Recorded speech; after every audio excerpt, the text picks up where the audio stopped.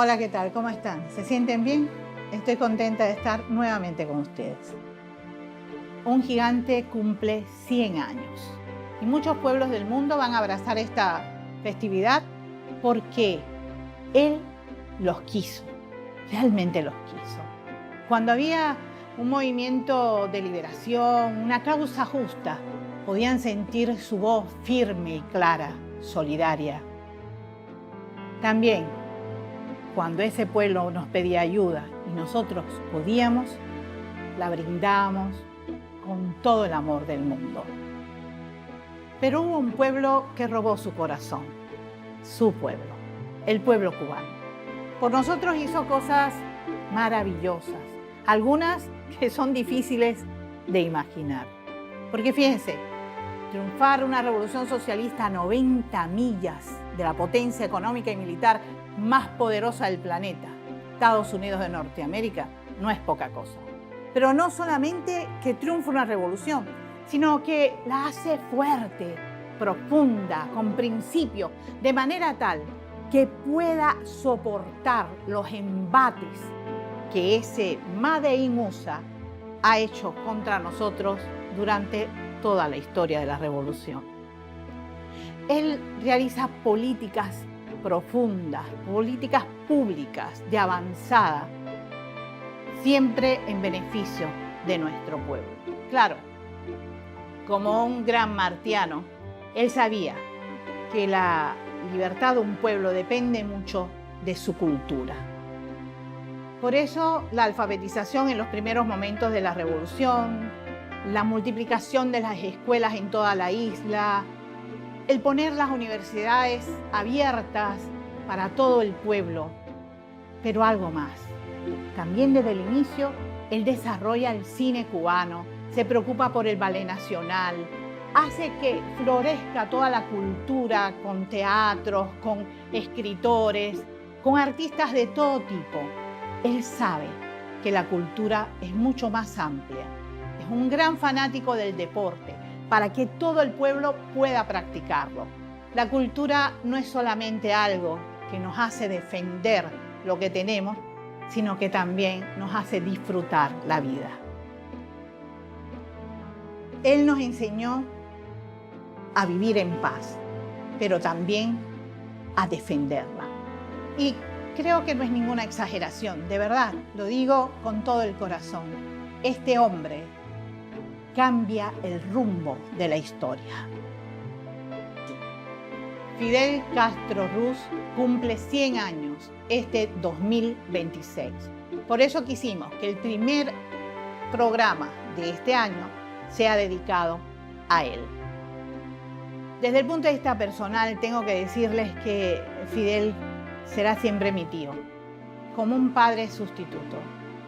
En los momentos más duros y más hermosos de mi vida, estuvo siempre junto a mí.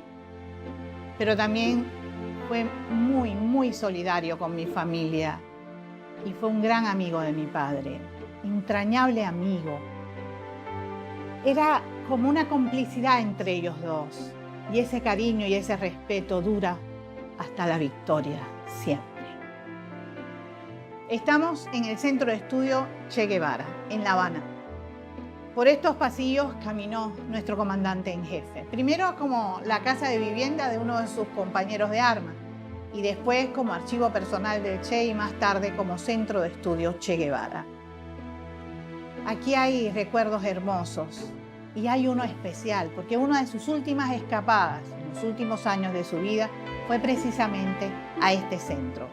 Ahí se tiró fotos con todos los compañeros, con mis hermanos, conversó largamente con mi mamá. Y es un recuerdo entrañable para todos nosotros. Queremos entonces que desde este centro ustedes puedan tener la posibilidad de acercarse más a la vida y obra de Fidel Castro y que tengan presente la vigencia de su pensamiento. ¿Cuáles claves de su formación y de su experiencia de vida moldearon el ser humano que fue el líder con cualidades excepcionales que conocimos? ¿Qué significado tiene en tiempos tan convulsos las ideas de quien sobrevivió a la hostilidad de 10 administraciones de Estados Unidos de Norteamérica. ¿Por qué lo atacan? ¿Por qué agreden su legado aún después de su partida física? ¿Qué temen del guerrillero verdeolivo que portó la estrella solitaria en el rombo rojinegro de sus hombros? En un mundo gobernado por las transnacionales de la información o desinformación, este programa les brinda una ruta diferente, quizás algo indisciplinada. Lo hacemos semanalmente. Si usted quiere acompañarnos, por favor hágalo, sencillamente con Aleida Guevara.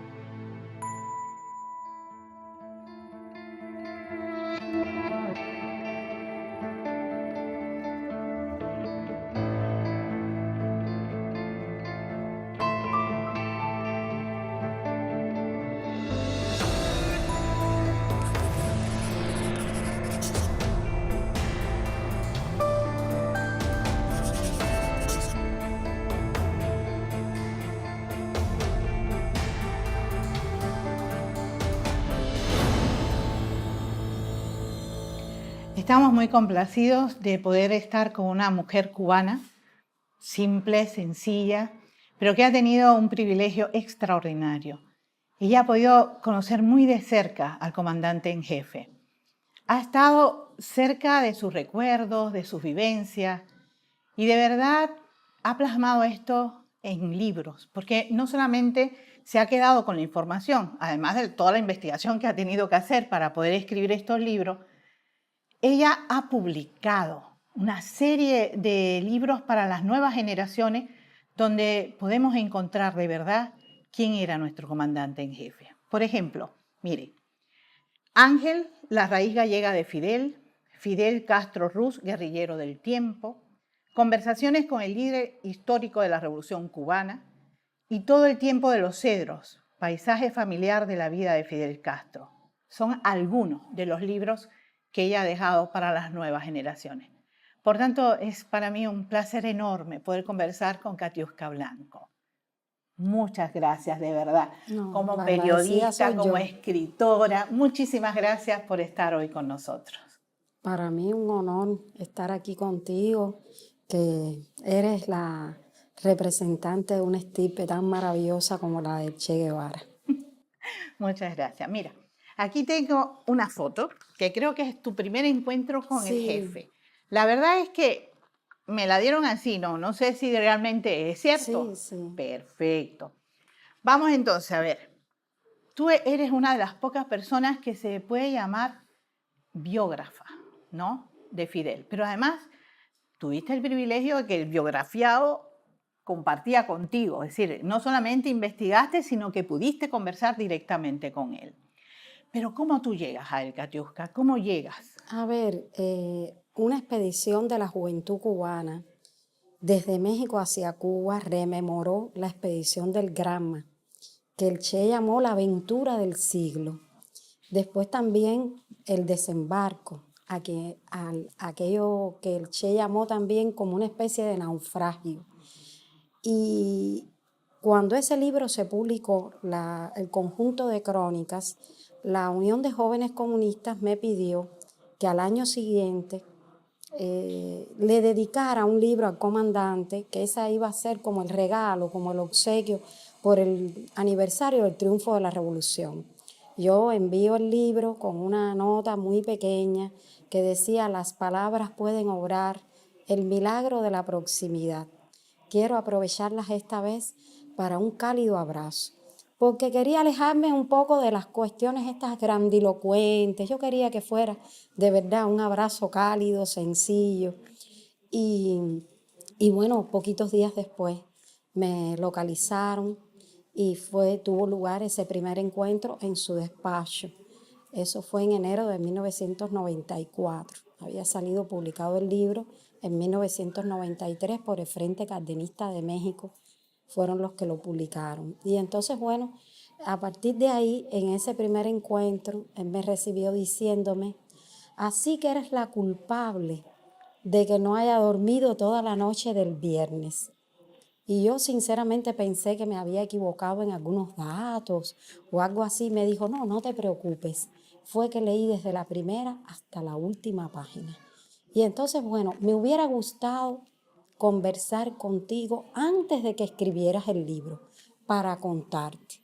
Y entonces ahí comenzó un regreso a la historia en el que, sobre todo la estancia en México, la expedición del Granma y los primeros tiempos en la Sierra Maestra fueron el asunto, pudiéramos decir, más abordado, aunque también hablamos de José Martí, hablamos de los libros que había leído a lo largo de mi corta vida en ese momento. Era muy jovencita, estaba casi empezando el periodismo, había regresado de Angola y estuvimos conversando largamente ese día. Regresé como a las 12 de la noche al periódico desde como las 4 de la tarde. Y no quiero dejar de contarte que en esa primera conversación fue cuando me dijo que parecía como un destino trágico del Che, que en los momentos más difíciles siempre le faltara el inhalador, que le había pasado durante la travesía en el barco, luego en los primeros tiempos en la sierra y bueno, ya después también en Bolivia en determinados momentos. Y me contó, por ejemplo, el día que los habían dejado en casa de unos campesinos porque Che tenía mucha asma y ellos habían tomado la decisión de dejar visibles huellas tras ellos para alejar al ejército de donde habían dejado al comandante Guevara. Y entonces, bueno, esas fueron de las primeras cuestiones que conversamos en ese encuentro. A mí realmente me da mucha envidia, te lo digo sinceramente, porque yo viví toda mi vida cerca de él. Es decir, dicen que el primer momento fue cuando Playa Girón, que están sonando las bombas en La Habana, y yo estoy en 11, en donde él vivía, y estoy llorando de miedo, porque mi mamá ha ido a Pinar del Río porque mi papá fue herido. Claro. Entonces, dicen que tío llega, me toma en sus brazos y yo me quedé calladita. Y fue mi primer contacto con él. Así de niña estuve mucho tiempo en contacto con él, cosas muy hermosas que viví, pero nunca logré que tío me hablara de su infancia, de su vida. Lo que yo sé me lo contó tía Lidia. Así, ella era la que me iba contando esas cosas, pero tío, nunca logré. ¿Cómo fue que tú lograste eso, Katiuska? ¿Cómo lograste que te contara cosas de su vida? A ver, porque poco después, aproximadamente 2 años después de este primer encuentro, Fidel cumple 70 años. Le pedí a los comités de defensa de la revolución que me dejaran ir a la Sierra Maestra, que me facilitaran el viaje. Y de regreso escribí una crónica con un título muy garciamarquiano, que era El hombrón afincaba sus 200 libras en el arma. Y el 13 de agosto, ese trabajo salió publicado, el 11 de agosto salió publicado en un suplemento que preparó especial Juventud Rebelde. Y a él ese trabajo le llamó mucho la atención y entonces él me invitó a la visita a Virán con García Márquez. Para mí fue una cosa extraordinaria, era la primera vez que yo viajaba. Si hubiera sido con cada uno de ellos por separado, hubiera sido una expedición extraordinaria para mí. Pero los dos conjuntamente era algo muy soñado por cualquier periodista que comenzara. Y realmente los primeros recuerdos no me los va contando a mí, se los va contando a García Márquez en el recorrido por todo Virán. Claro, de ahí fue como una especie de brújula para yo responder lo que no sabía, porque Fidel hablaba Martín Conde, mi tía María Julia, mi hermana Angelita, iba mencionando personas de la familia y del batey.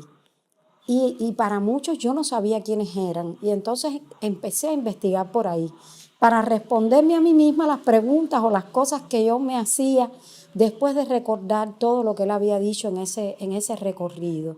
Realmente para el primer libro yo no tuve la oportunidad de conversar con el comandante. Lo que sí hice fue investigar mucho y él me dio la oportunidad de acceder a todas las cartas familiares, a las fotografías de la familia, a todos los archivos que sobre su vida habían en el Fondo Fidel Castro, a la Oficina de Asuntos Históricos, y también de algunos de los combatientes del ejército rebelde, para saber, porque para estudiar un poco de dónde venía aquel combatiente había que tener conocimiento también general de la historia. Y entonces por ahí fue que comencé, y bueno, ya después yo empiezo a trabajar ya más directamente con el comandante.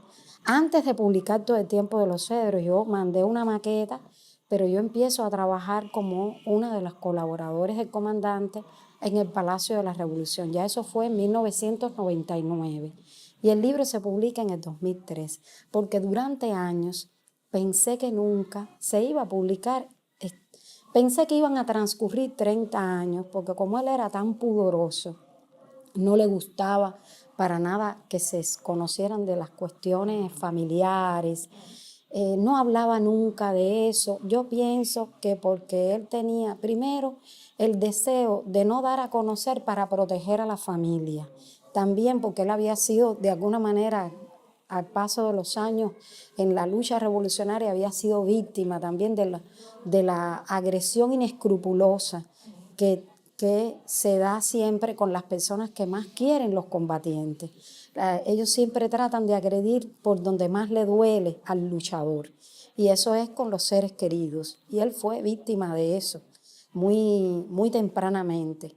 Y por otro lado, porque también tenía una idea muy clara de que él no podía propiciar el culto a la personalidad. Y entonces por eso siempre fue muy, pienso yo, como muy cauteloso con esos temas. ¿Qué pasa? Que ya a sus 70 años, yo creo que ya era hora de que diera un poco la información y las claves de por qué y cómo y quiénes habían influido. Yo pienso que en su espíritu sensible, porque lo que primero él recibe de la familia y de la casa es la solidaridad, el amor hacia los demás, la empatía hacia el otro, el luchar y defender a los que más lo necesitan, que son los desposeídos. Y entonces eso le viene de la casa. Y así con el paso de los años, como yo trabajaba también como colaboradora, lo escuché hablar con García Márquez, contarme a mí misma pasajes de la historia, por ejemplo, de Cayo Confites, de Grama, de la Sierra. Y a cada rato, por ejemplo, yo vivía en Alamar y no tenía conexión telefónica en esa época. Entonces él llamaba a la dirección del periódico, la dirección del diario, llamaba a un fotógrafo que vivía como a 5 o 6 cuadras de mi casa. El fotógrafo iba hasta mi casa, me avisaba que el comandante iba a llamar, yo salía corriendo. Y cuando llegaba era de nuevo a regresar a la historia, a volver, porque a Fidel le gustaba como recordar. Y bueno, hay un viejo refrán que dice que recordar es volver a vivir. Y entonces, bueno, todas esas historias, en esas historias me contó también de cómo estaba vestido tan humildemente tu papá cuando él lo conoció. Eso fue una de las cosas que más lo impresionó a él.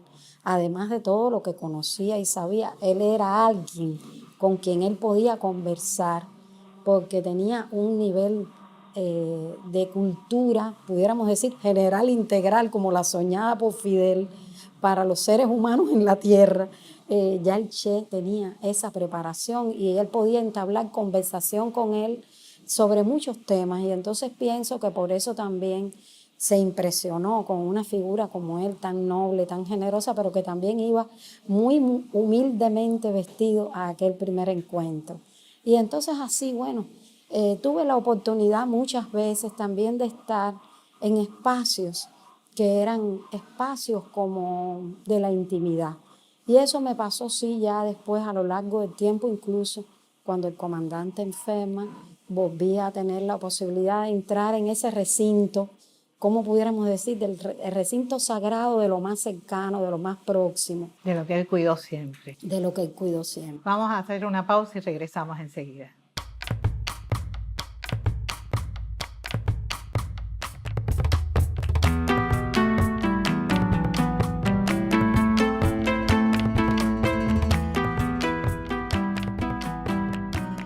Katiuska, que escribiste algo que realmente me gusta mucho. Permíteme leerlo. Recuerdo a Fidel quizás como el roble que daba sombra a cuanto lo rodeaba, con toda su historia sobre los hombros, enfundado en el traje de campaña guerrillera, la gorra puesta bajo el techo. Lo veo avanzar despacio, con una solemnidad propia de cada minuto de su vida. ¿Por qué destacas la solemnidad en este hombre? Porque Fidel era un hombre solemne.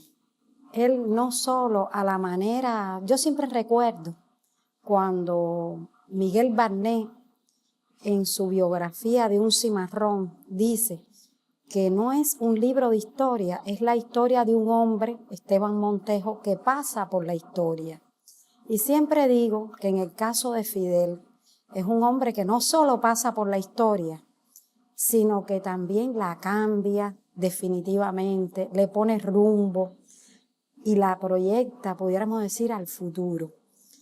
Pero lo hace también viviendo la historia de una manera tan solemne. Siempre en cada cosa que Fidel hacía trataba de rememorar lo que sus antecesores, libertadores de Cuba o de nuestra América habían hecho. Lo que había hecho José Martí, describía, vivía profundamente también el minuto de la historia en que se repetían a los 5 años, a los 100 años, los acontecimientos o cuando había que poner el pie. Y eso es un ejemplo, por ejemplo, cuando se cumplen los 100 años del desembarco por Playitas, Fidel va y sale de las aguas hasta con una bandera. Él era un hombre que vivía profundamente los símbolos de la historia misma.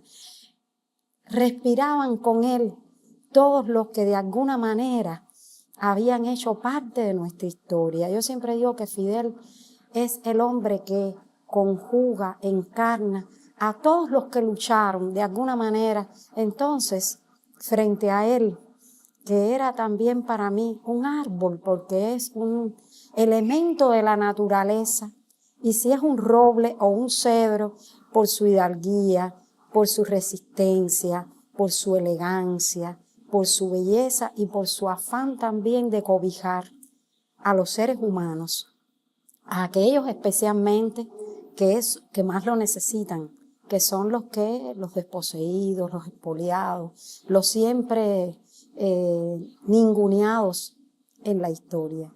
Y entonces para mí, verlo frente a mí siempre fue una experiencia maravillosa. Nunca olvidé, estando frente a él, que estaba frente a alguien que no solo era de un tiempo épico pasado o presente, sino que por su profundidad de pensamiento, por su análisis tan lúcido de los acontecimientos históricos y de lo que ellos influían en los procesos políticos, económicos y sociales del mundo, de nuestra región y de nuestro país. Era un hombre que había logrado también descubrir cuáles eran los desafíos y las preguntas que nos haríamos en el futuro. Y las respuestas las dio con anticipación. Hace unos días se celebraba o se conmemoraba el discurso de Fidel en la universidad en el 2005. Y yo decía, se ha hablado mucho de la pregunta, pero hay que ir a la respuesta que Fidel dio, que la encontró en defender toda la justicia conquistada como fortaleza esencial para el pueblo de Cuba, para el mañana. Luchar por eso, por conseguir preservar lo que la revolución avanzó, es uno de los desafíos y la respuesta está ahí. Eso nos permite a nosotros, si lo conseguimos definitivamente, venceremos, como él dijo que sí, que venceríamos. Katiuska, cuando tú estabas hablando con él de estos libros, haciendo todo tu trabajo, ¿alguna vez los interrumpieron por alguna otra gestión? ¿Tuviste que esperar? ¿Él tuvo que irse? ¿Cómo fue? Sí, en ese primer encuentro, recuerdo mucho que alguien había escrito algo sobre la participación de Fidel en la universidad. Le entró la llamada y él pidió que sí, que se la pusieran. Y yo le vi conversar con esa persona con un respeto hacia lo que la persona había escrito, pero también al mismo tiempo aclarando aquellos asuntos que no eran exactos. Nunca se me olvida que en esa primera conversación también él puso en duda los datos que yo había escrito en el libro, en el Después de lo Increíble, porque lo increíble era la expedición de Granma, así se titulaba el libro. Y recuerdo mucho porque eso fue también algo que recibí como lección.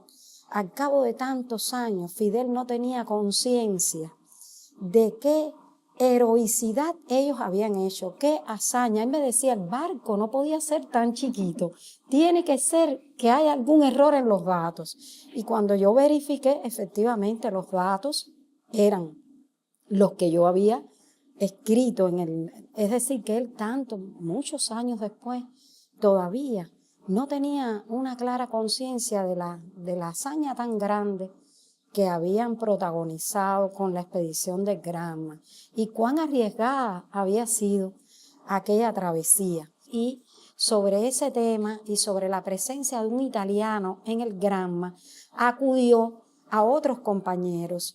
Me acuerdo que llamó a Montané, me dijo, vamos a llamar al jefe de los veteranos. Y entonces le preguntó a Montané sobre la presencia de Gino Doné en el barco.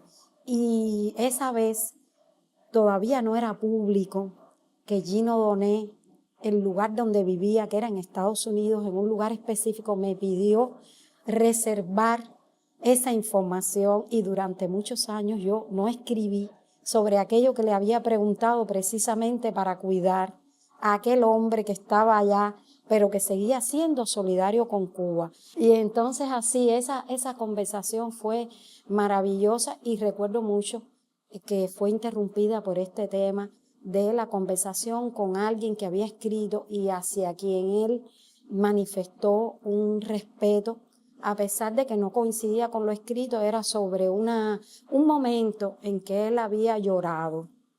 Él se lo habían amenazado en la Universidad de La Habana y él se había ido con la novia al mar y en la playa acostado con los brazos extendidos boca abajo, él reconoce que lloró, pero lloró, él después explicaba que había llorado por impotencia, porque sus enemigos lo iban a matar porque él estaba dispuesto a entrar a la universidad y sacrificarse, pero lo que le dolía era que sus enemigos eran los que iban a contar la historia y que no se iba a conocer el hecho de que él los había enfrentado y que había estado dispuesto a todo. Entonces, bueno, sobre ese tema fue que habló y esclareció el hecho como tal. Que yo me pasaría horas y horas escuchando, porque además yo lo amo entrañablemente, pero tenemos que hacer una pequeña pausa y continuamos.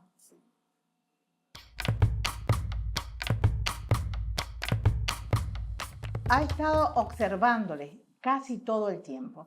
Desde que conoció al médico argentino, tuvo la seguridad de que se trataba de un hombre excepcional que conjugaba una erudición apreciable con una profunda sensibilidad humana y una especial disposición romántica para la vida.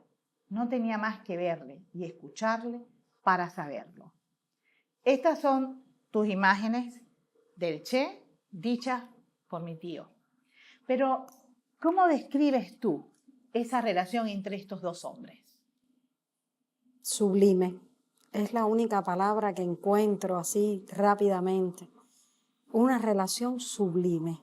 Una relación en la que desde el inicio hubo una cercanía muy grande, primero por los ideales que ambos defendían, por la disposición romántica. Decía Herbert Matthews que Fidel estaba en esa clasificación de alguna manera también, y creo que Che también, que son de esas personas que se salen de toda clasificación, no se les puede encasillar. Y precisamente por su sensibilidad, porque siempre digo que después viene la academia, luego viene también las herramientas, que es las ideas más avanzadas con sustentación en la doctrina marxista y leninista.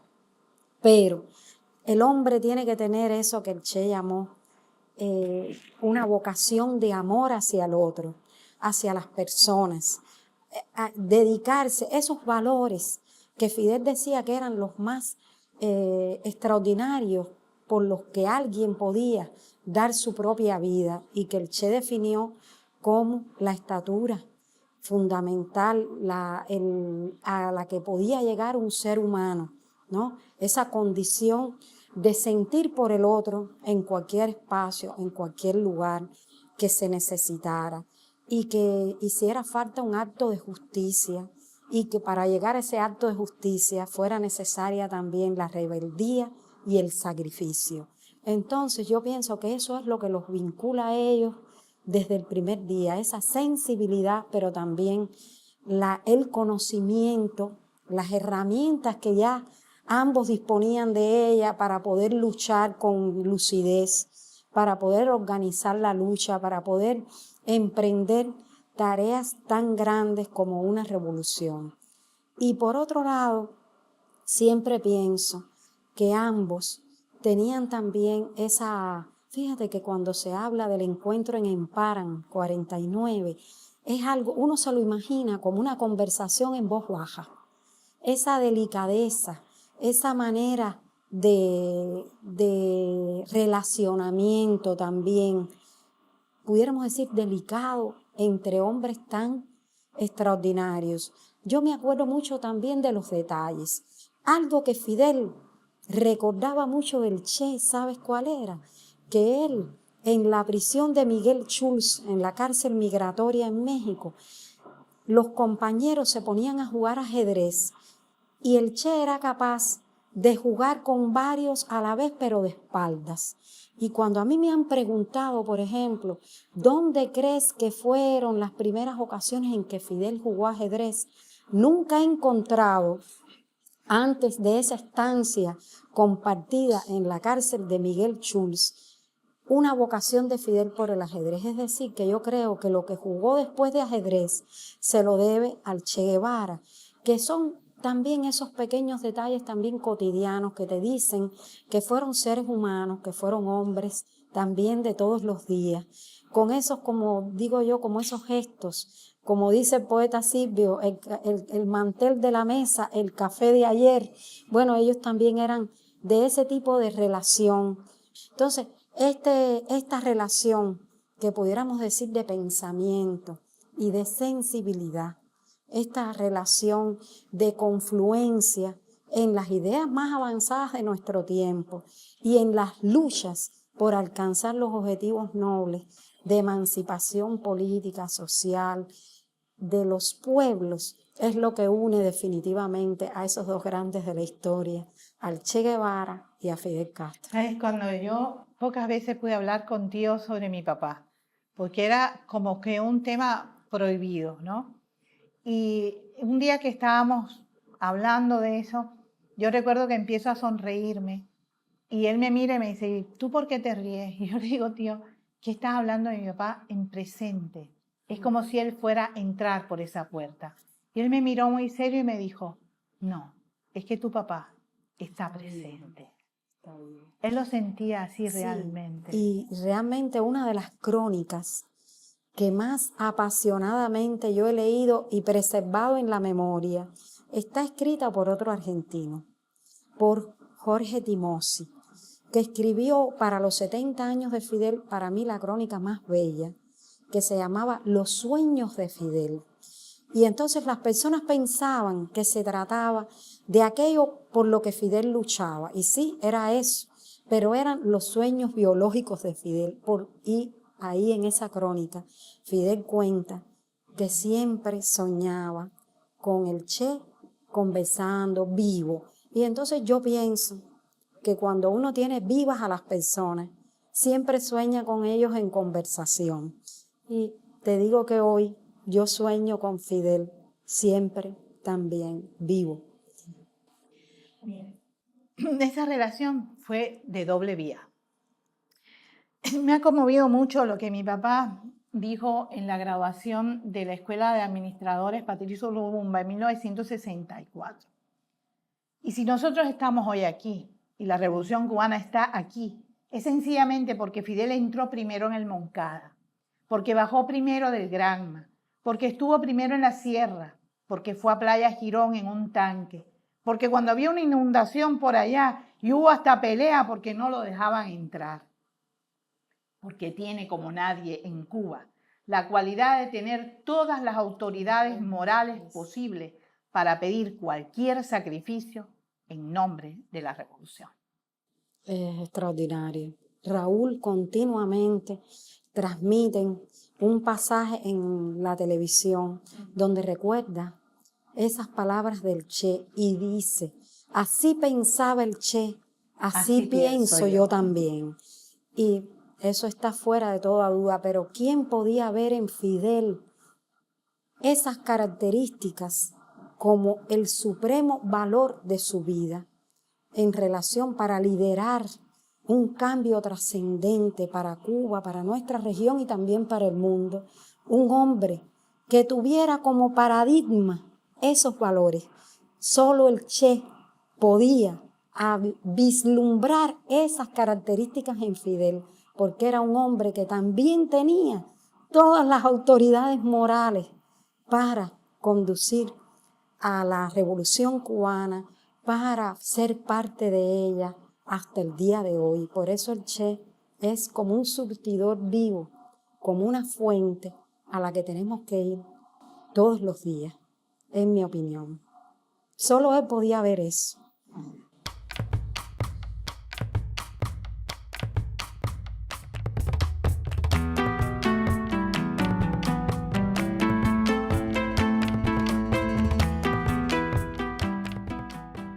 Yo comenzaba el programa hablando de la relación extraordinaria que había entre Fidel y el pueblo cubano. ¿Cómo tú describirías esa relación? Fidel es pueblo. Fidel encarnó las luchas del pueblo de Cuba, no solo las más recientes, sino las luchas de nuestros libertadores desde el siglo XIX.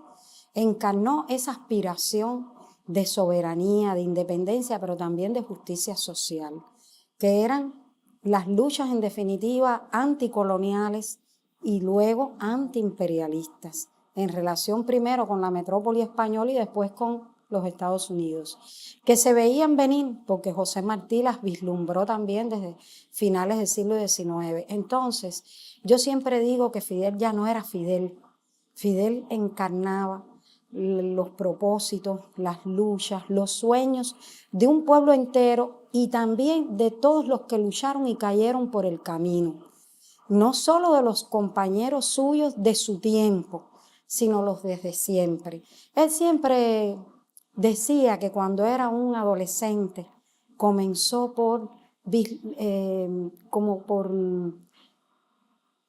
pudiéramos decir, como asombrarse con las historias del pasado, de la antigüedad, con los grandes guerreros de la historia, Aníbal, Alejandro Magno, Carlomagno, Napoleón.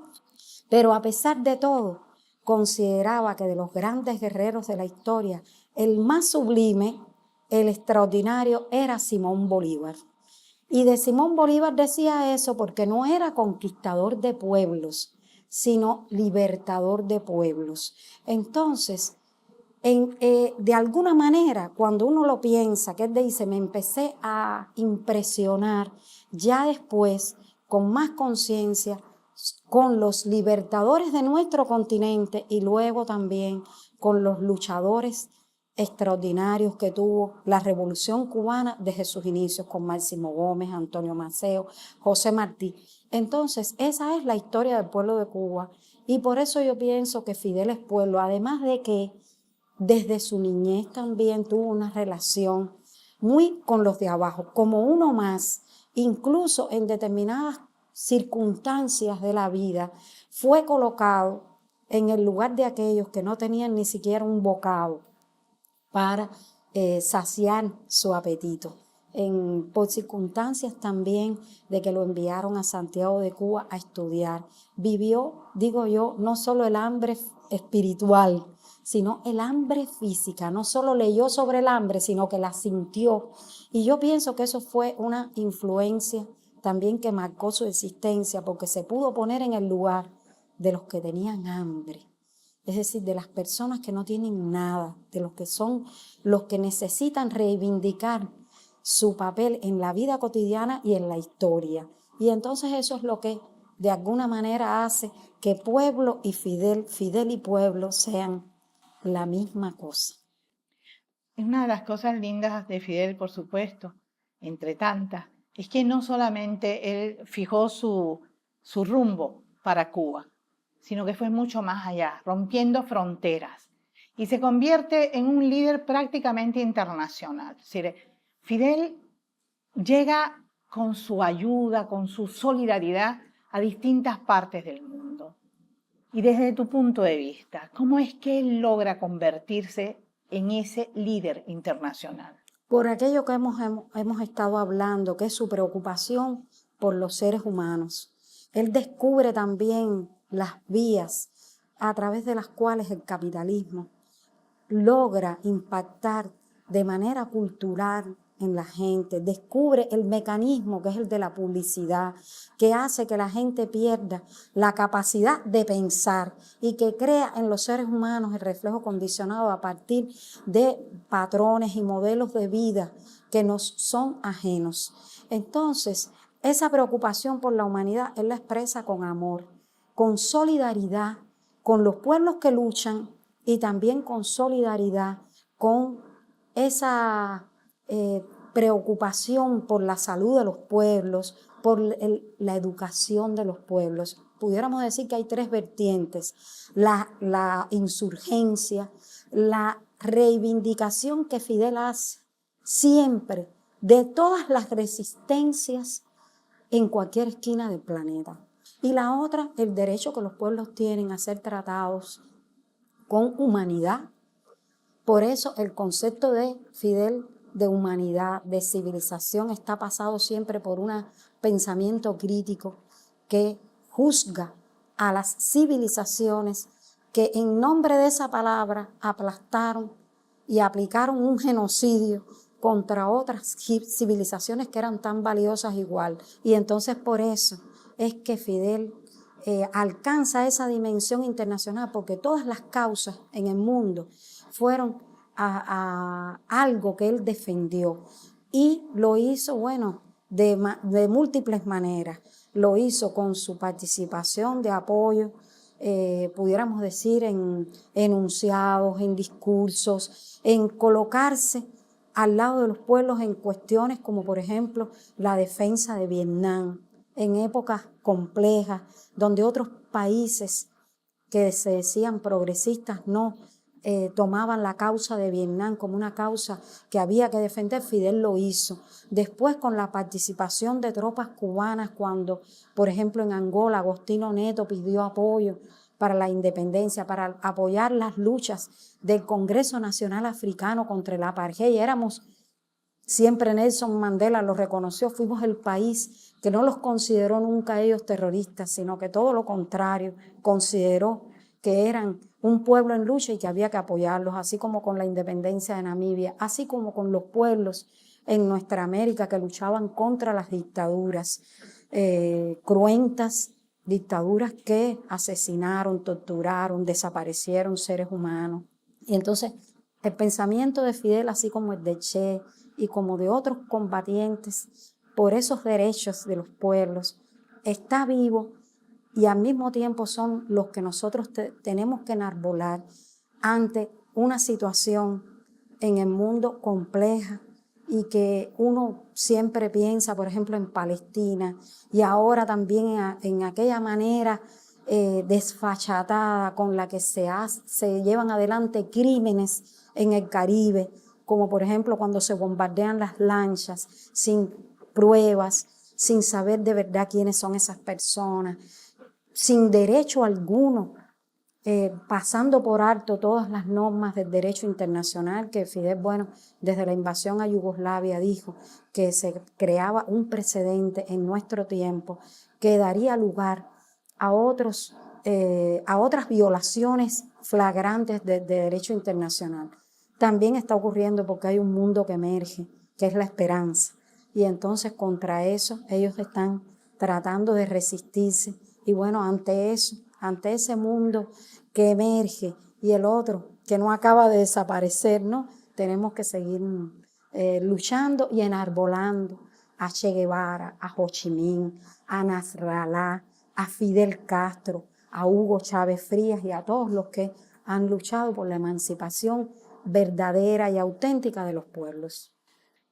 Nuestro comandante en jefe desapareció físicamente. Pero todo ese trabajo que tú has hecho, Katiuska, nos permite tenerlo todos los días presente.